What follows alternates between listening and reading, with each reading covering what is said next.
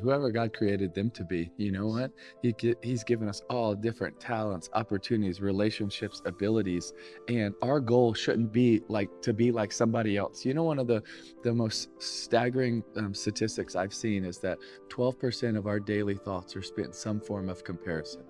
You know, I'll hear parents tell kids, or I'll hear teachers, or I'll hear coaches tell kids, you have the chance to be the best.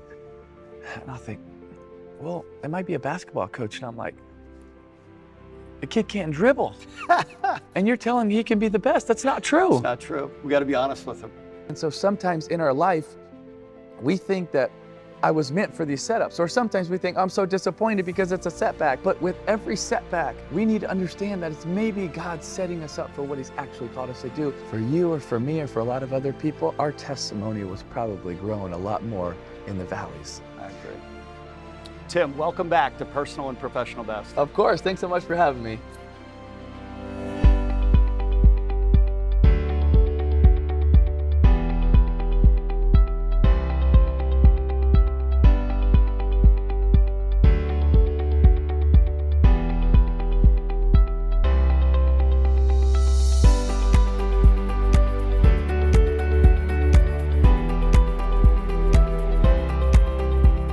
I love football. I love the idea of the competition of it.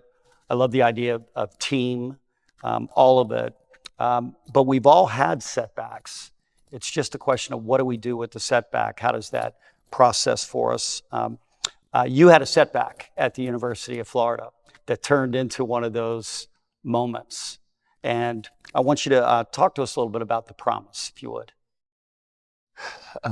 Yes, sir. But I actually think that's how it's titled, and that's how it's remembered, and that's how people refer to it. But I think it's got the wrong title. What should it have been? The apology. Because when you do something wrong, what's important to start with is to say you're sorry. Not just to say, I apologize. No, apologize. And that's why I started with... That's really good advice for all of us. That's why I started really, with... if more people would just say, I'm sorry. Yes. Quicker, right? And we'd that's have why more I quality said it moments in multiple life. times. Yeah. I'm sorry. I'm extremely sorry. Because I felt as a leader, as the quarterback, as a diehard Gator, that I let Gator Nation down. I let my team down. Right? We all could have done different things to play better, but I needed to lead better. And that's why I thought it was so important to start with, I'm sorry. You do something wrong, apologize. Say you're sorry.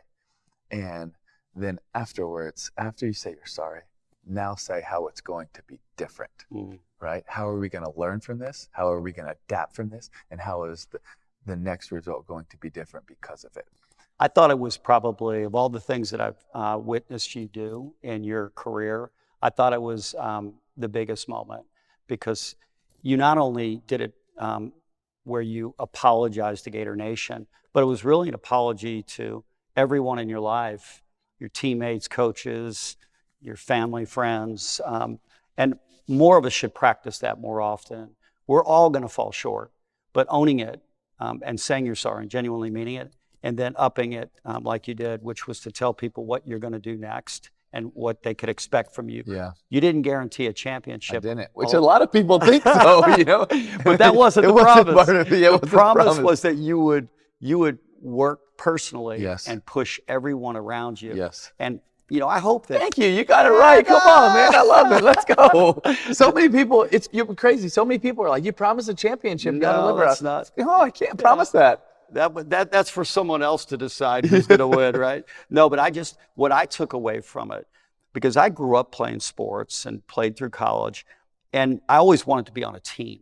And I always wanted my teammates to do their very best, not better than they can do, but just do your very best. Do the work so that we can collectively figure it out. Like we can find out about ourselves individually and about ourselves as a team. And one of the things I've done with my entire career, Tim, is hire average people, just like myself, with average backgrounds, and give them the possibility. Why not us doing something together as a group, not to benefit us, but to benefit the communities that we serve in, to benefit other employers so they can see what it could look like if people's lives are actually enriched at work. That's the promise that we make here every day. I love it. Yeah. I want to share one of my favorite stories from that is, that wasn't about me. I mean, that next day, Brandon Spikes was such a big leader on that team, and so many of us rallied. But right after I shared that promise, one of our receivers, a guy named David Nelson, who shared this story, so I'm not sharing something he hasn't, he saw it, and he went up to coach's office, and he wasn't playing at the time, and he said, I just heard what Tebow said, and I want to do anything to help our team. Wow. And he said, this week, would you just give me a chance on special teams and let me earn it, and I'll continue to try to earn it. Coach gave him a chance on special teams. Wow. And he kept working and getting better and getting more and more playing time. And then against Florida State, our last regular season game, Percy Harvin got hurt. And so in the SEC championship right down the road, David had to play a whole lot more. He catches a huge touchdown in the SEC championship game.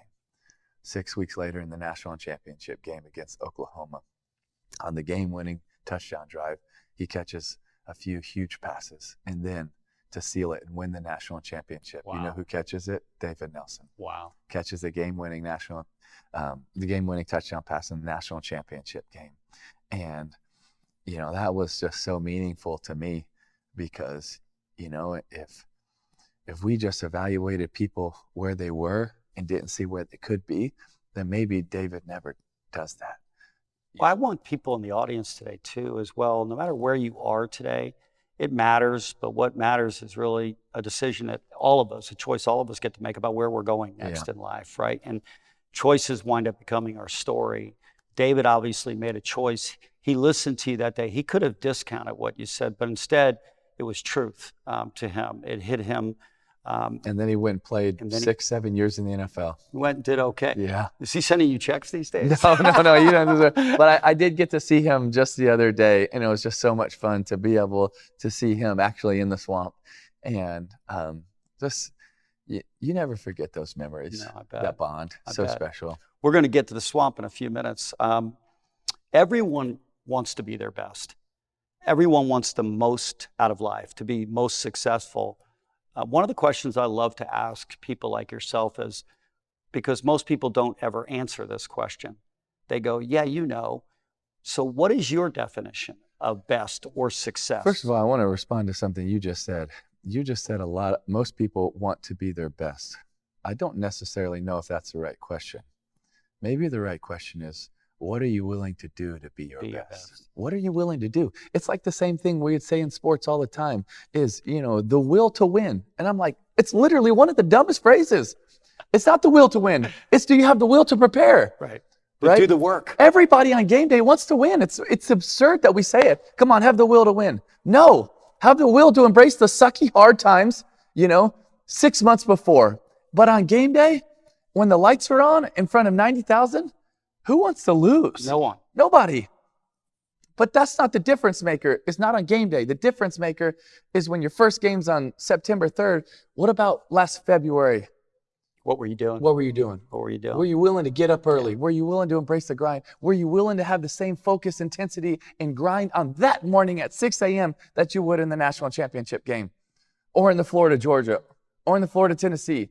Or in the SEC championship? Because at that moment, when you have coffees and you have adrenaline and you're going, it's easy, man. I want to win then. But what about when your emotions say, I'm super tired? What about when your emotions say, I don't want to get out of bed? When your emotions say, oh, I got 5 months. That's the difference. That's the difference between being around the great ones and then the ones that just want to win on game day. I love it. I love it. So in business, it's fascinating. Most people in business talk about sports as like a game.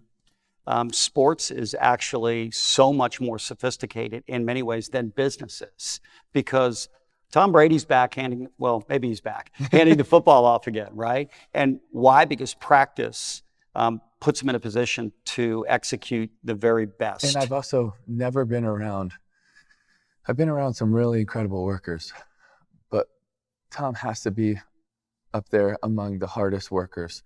You know what? Tom Brady doesn't have to go do extra. No. He could have retired. He's greatest of all time in quarterbacks, in my opinion. Absolutely. But Tom Brady has his own private coaches that come in and he works afterwards.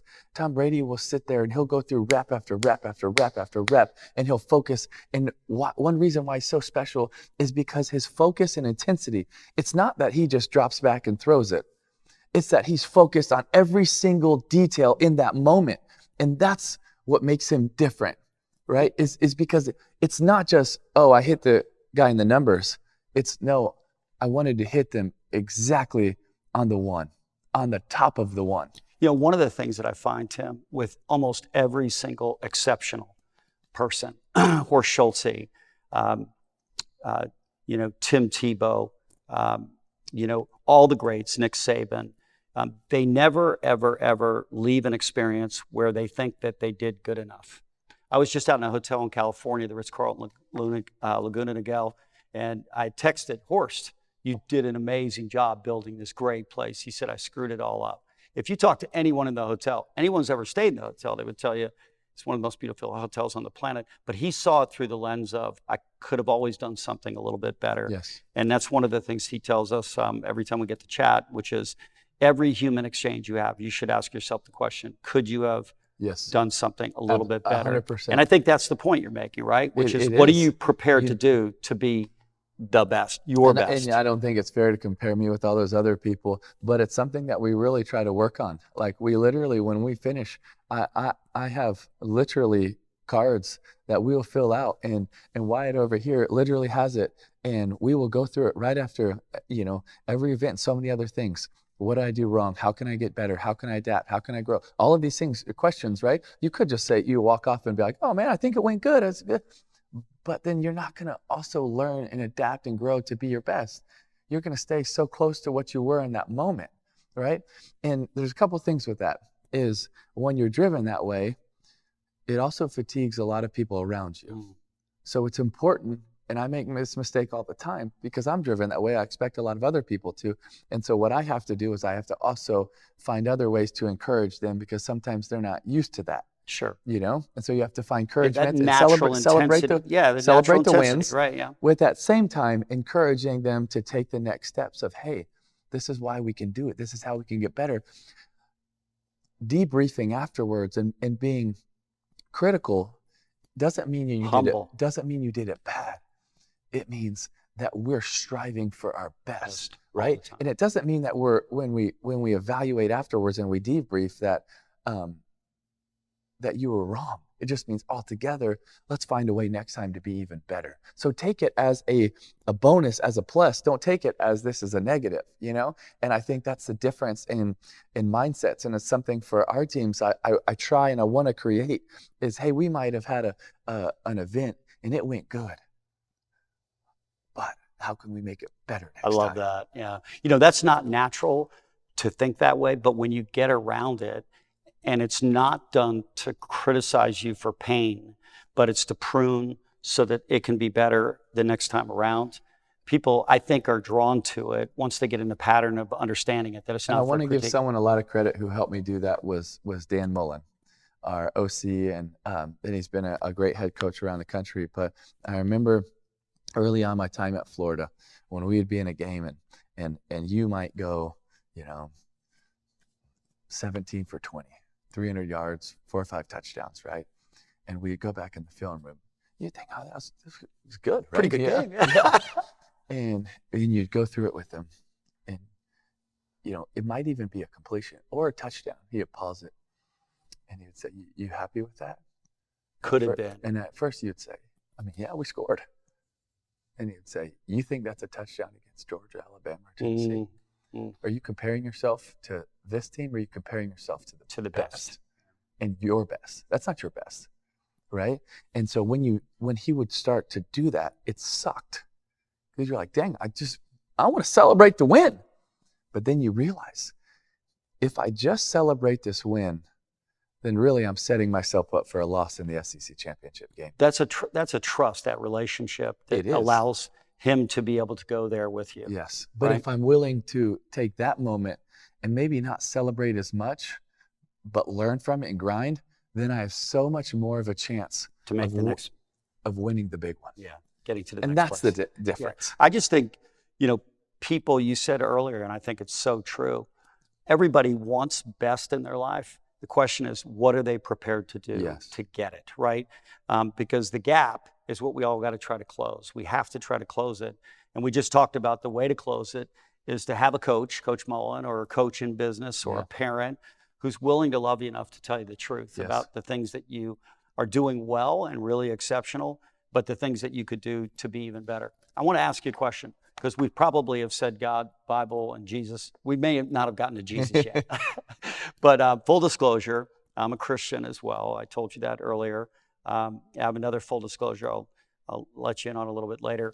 But my definition of Christianity, I try to tell people this to disarm them, because a lot of people have had experiences that haven't been so good.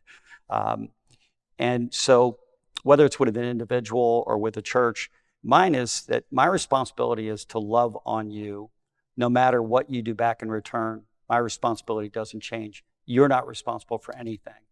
And when I tell people that, it feels like it allows them to exist in relationship with me different, where they can both respect what I just said, that I'm a Christian. And if they're not, I'm not thinking I'm any better than them. I'm just called to love them. What's your definition of Christianity, Tim?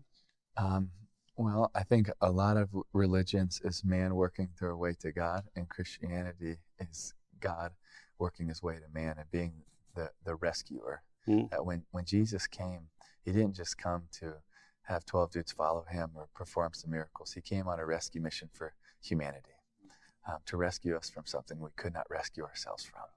And I am so grateful for that. And it's humbling, because Christianity has nothing to do with me or you.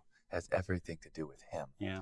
And one of the things that I'm so grateful for is that I'm not defined by my mistakes or my scars. I'm defined by his perfect life and his scars. Amen. And Christianity is not about us being good. It's about him being perfect. Love it. And how he always will be. And he offers this grace and this free gift of eternal life that we can just accept by putting our faith in him. And I'm so grateful for that, because I could not be good enough to earn it. I could not make enough money to pay for it.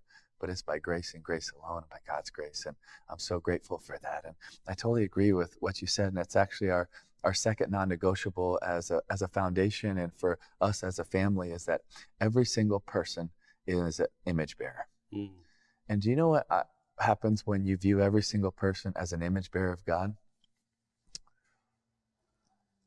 It changes the way you treat them. Because if I'm an image bearer and you're an image bearer and every single one of your team is an image bearer, then not one of us is more important or less important. That's right. Every single one of us is worthy of Jesus going to the cross. And if I understand that about me, that wait a second, I believe that Jesus died for me and he loves me enough. Wait a second, if you're also an image bearer and he went to the cross for you, that means you're valuable enough. So it gives me confidence, but then it also makes me treat you as such. No matter what your background, no matter what your ethnicity, no matter what your religion, no matter what it is, no matter what our difference is, you are worthy. And so I need to treat you as such. You are worthy of Jesus going to the cross. That means that there is an infinite value and worth on your life. How do I know that? Because there's infinite value and worth in Jesus' life, and he was willing to go to the cross for you. If he was willing to go to the cross for you, then I need to treat you as worthy. You know, if you are done with your football and baseball career, you could probably do this for a living. Oh, that's right, you do. You know what I love? I love your passion. You had passion in football when you made the promise. You had passion on the field all the time. I mean, the one thing you could count on if you were paging through stations for the NFL, if you were on, it was going to be passionate, whatever was going to happen on the field. And I see it in every part of your life, and your witness is certainly that way. Bearing fruit, the Tim Tebow Foundation. I went to an event last year that you were speaking at, and we celebrate A Night to Shine, which was beautiful and amazing. And I didn't know that was what the property and the blessing that it was given to people. It was beautiful, not surprising. But there's something else that not has replaced it. that you've added now that's really heavy on your heart.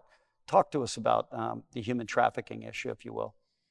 Well, it's something that I feel like is one of the darkest evils in the world today. And it's something that an estimated 40.3 million people are trapped in human trafficking. And it's not just that, but it's also all the other children that are being exploited as well online. So it's both of those, and that number is just going crazy. And for me, my eyes were open to this evil about a decade ago when I got a call from my dad, who was preaching at an underground pastors conference in a country where faith isn't allowed.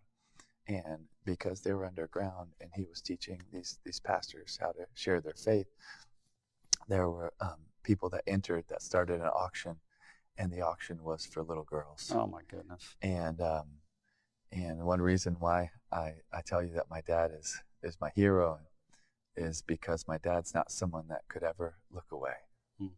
And so my dad took out all the money in his wallet, which was $1,250, and he purchased the freedom of these 4 girls. Wow. And so then my dad calls me and he tells me what happened. That's not a normal call. I'm like, hey, Dad, how's your trip? He's like, it's good. So I just bought 4 girls. And you're like, what? And not funny, but amazing, right? Just crazy. And not long after that, I get the chance to fly to this country.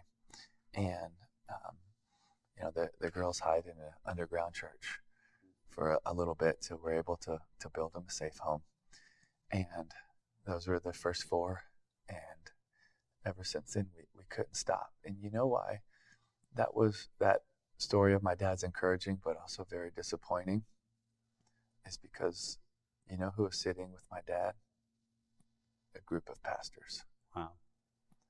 And it's one thing to know about God's love. It's a whole nother thing to show it. Show it, yeah. To act on it. Yeah. And they would all have their reasons of why they didn't want to step in or be a part of it. They're giving to a terrible trade. I get that.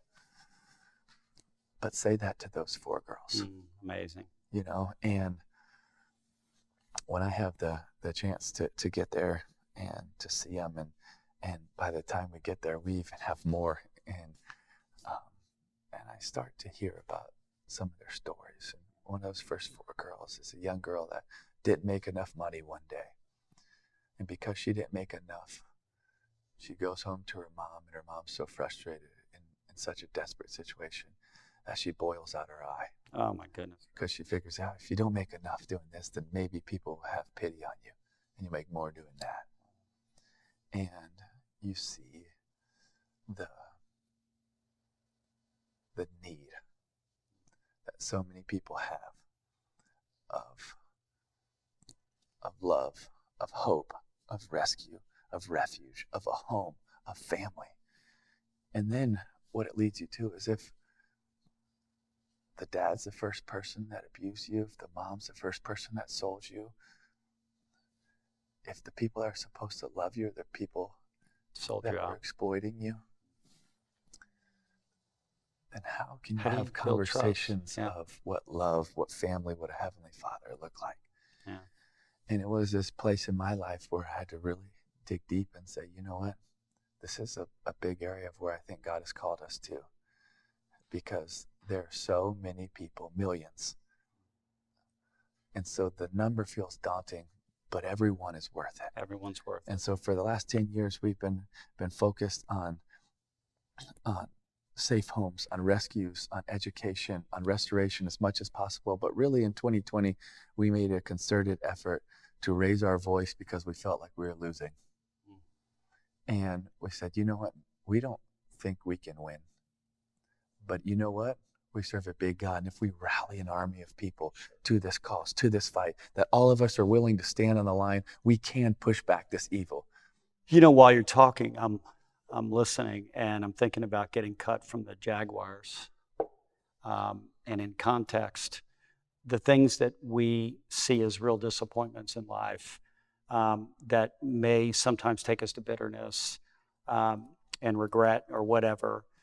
When I'm listening to you, I'm just thinking there's so much a blessing already in our life. And all of us need to find a cause. We need to find something that moves the needle for mankind, right? There's no doubt. We're all so blessed here in this country.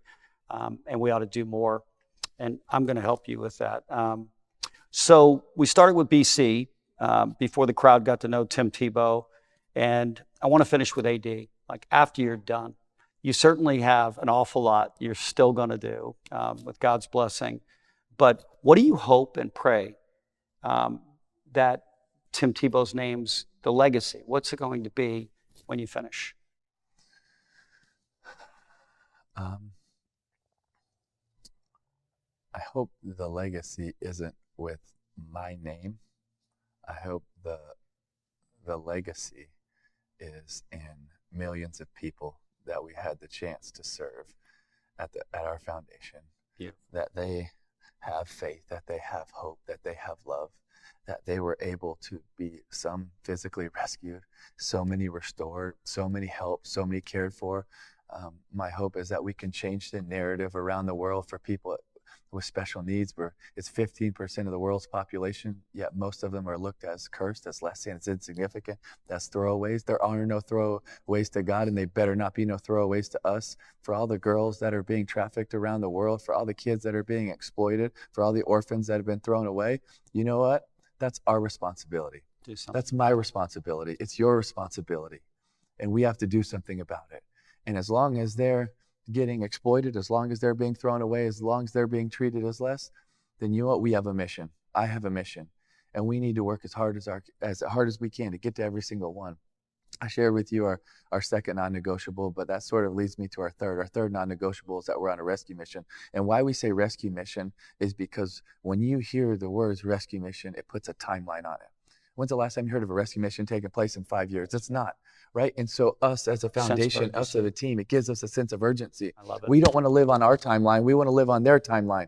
You know, for every girl that is being trafficked, you know, it's been estimated in one study that every day they're still in it, that they get raped 5.3 times per day. Do you think they want us to have a sense of urgency? Absolutely. You know what? It's easy for us to sit here, you know, and this is important because we get to share and encourage people.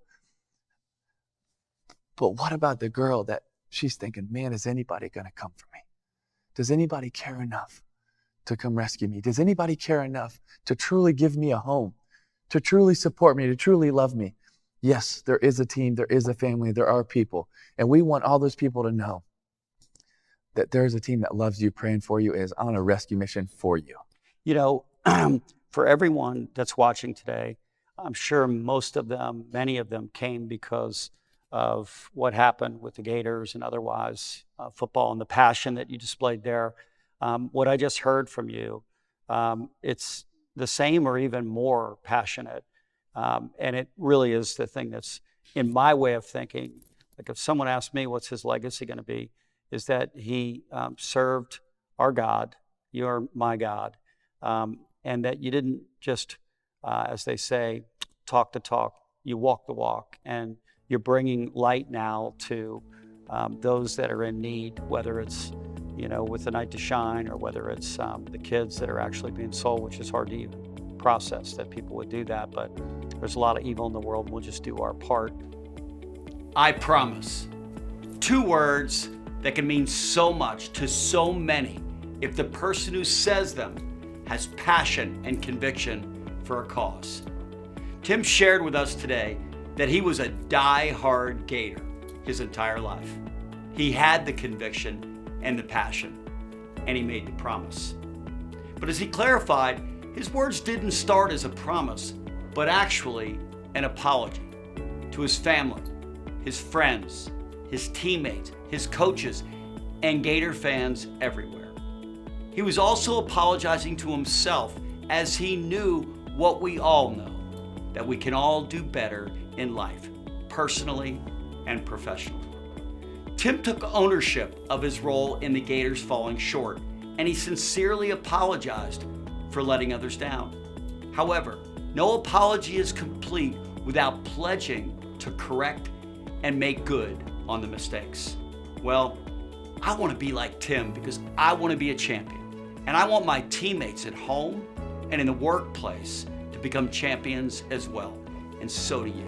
So here goes. I apologize to my family, to my friends, and to my teammates for all the times I've fallen short.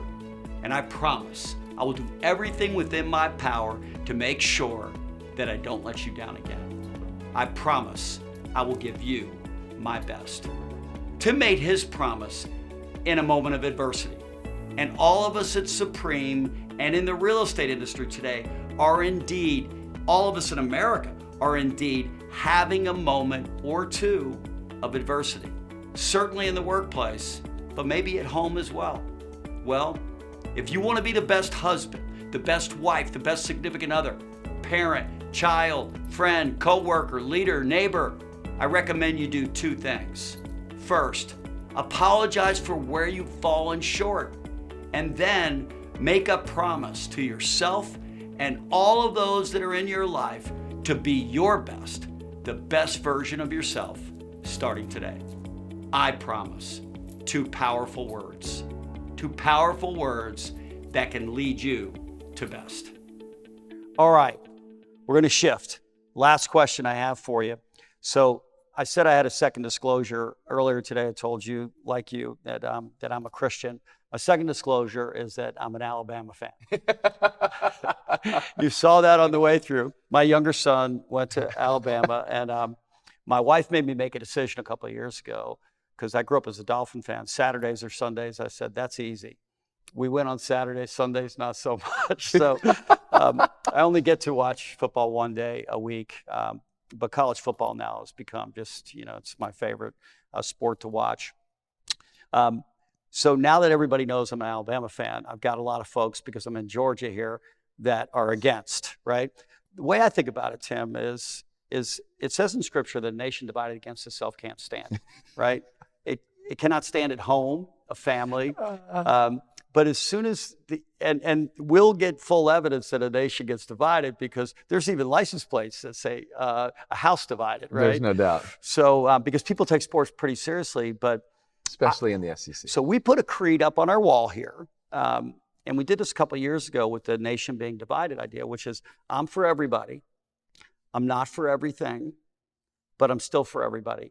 And I did that because I felt like God's for us. Yes. He's not for every thought, act, word that we've said, but he's still for us. Yes, he is. Right. So it feels like that creed kind of shown it. Yeah, can transcend, our relationship with God, and we can use it with others. So I just ask everyone that now knows that I'm an Alabama fan, don't be hating on me because of Alabama. But I mean, the SEC, they say it just means more. So just means more. So you're now an analyst out there, right? And you do a little work with college football. I watch you all the time. So the season's about to kick off. Everyone's excited. I'm sure Gators are excited. Got a new coach. Georgia's excited because they're talking about wanting to repeat. Mm-hmm. We are in Atlanta. And I'm excited because I think Alabama's I hate to say going to be pretty good. I think they're going to be really good. I think Alabama's going to have one of their more talented teams they've had in a long time. Which is pretty impressive. It's very impressive. Yeah. Now, it's got to all come together and work, and got to stay healthy. There might be some areas where they're not as deep as they've been, but, man, they have a lot of top-line talent. Yeah. Oh, gosh. Yeah, it's talent. Crazy. Yeah. And you look at it, I think their pass rush is going to be as good as maybe it's ever been. They're going to have, you got Bryce Young returning, you're going to have a transfer from just down the road and Jahmyr Gibbs. That's going to be incredible. You got so many playmakers. They're going to have a really good team. If they stay healthy and focused, and scary good. Scary good, yeah. So when you watch the games, do you enjoy them? Love it. Do you? I love it. You do? Every bit of it. Don't tell ESPN, but I would do it even if it didn't pay me. I love it. I think they're going to pay you. Okay.